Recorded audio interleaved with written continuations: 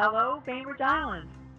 This is Amy Diapise. I'm calling you from Thailand, Chiang Mai, Thailand. I'm so excited to be talking to you today and celebrating Bainbridge Arts and Crafts and the wonderful work that it's done over the years.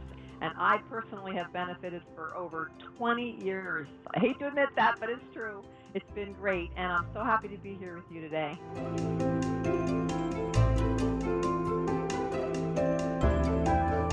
I moved to the island in 1986, before the big boom, and Bainbridge Arts and Crafts was already a fixture in the community then. And I was a new artist, and I had a young baby, and Bainbridge Arts and Crafts was the sort of the welcoming committee for me as an artist.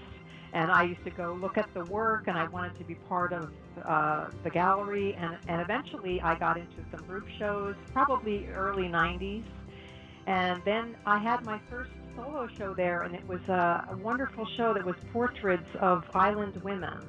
And Bainbridge Arts and Crafts hosted that show for me, and it was really a wonderful introduction to the artistic community on the island. And that was a big step for me.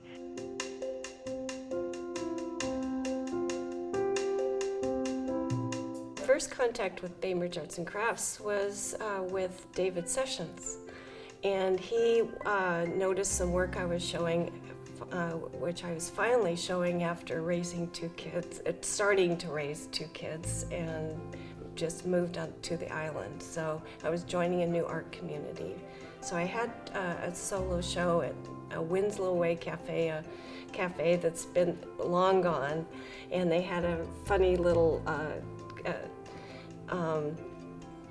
kind of format in that you had to have all your paintings fit into their already made frames that were at the tables. So they were little teeny oil pastels.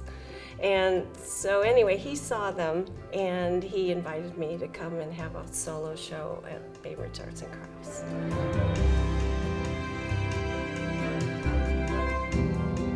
I started to make contact with people that lived on Bainbridge, and that led me to coming to some of the artist walks, and I came to Bainbridge Arts and Crafts. And I was really impressed with what I saw here, and I became familiar with the local art scene and the local artist, and that's very important to me.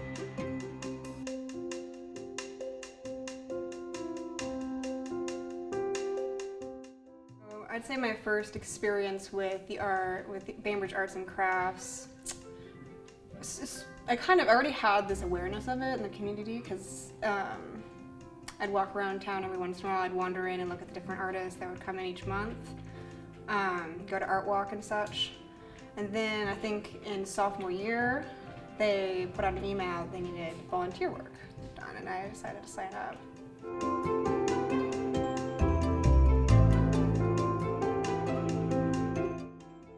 I moved to the island about 30 years ago, and at that time I came into the shop and was fascinated.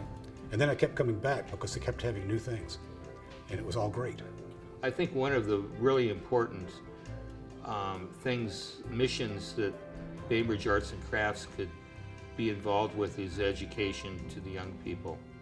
And if we don't foster passion in the arts in young people, the arts will disappear. One of the most important as a teacher is the support that they give to our students at the high school. Over the years, so many students have been inspired to go on to the arts, to be able to show their work down at the gallery. And over the years, I think having a group of committed jurists at our Spring Arts Festival, where Bainbridge Arts and Crafts comes up and brings a whole team of people that come through the Spring Arts Festival and choose specific works, and then assign really important awards as well as monetary, and that makes an incredible difference in the lives of the students. I'm very thankful for the scholarship, because that'll help me in my further career in art and digital design, hopefully. Bainbridge Arts and Crafts in some ways has been this rock, and has gone through its own changes somewhat, but has always been really a steadfast friend and partner to the artistic community. Such a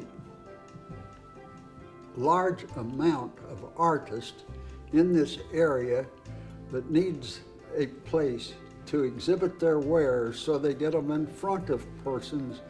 And to me, that's the main vision or the main operation of arts and crafts. They have other things, peripheral things, but to give local artists a place to exhibit their wonderful wares.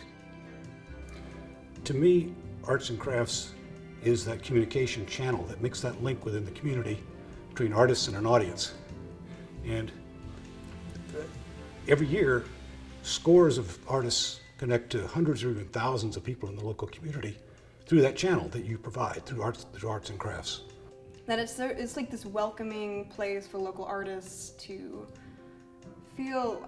I never felt there was always so much variety in the different kinds of works that you can have here. It didn't really seem constricting. It felt like no matter what kind of artist you are, you would have a place here. I gave this some serious thought, and there are 3 words that, for me, really represent the gallery: nurturing, diversity, and playfulness. Vibrancy, community, and inspiring. Building arts community.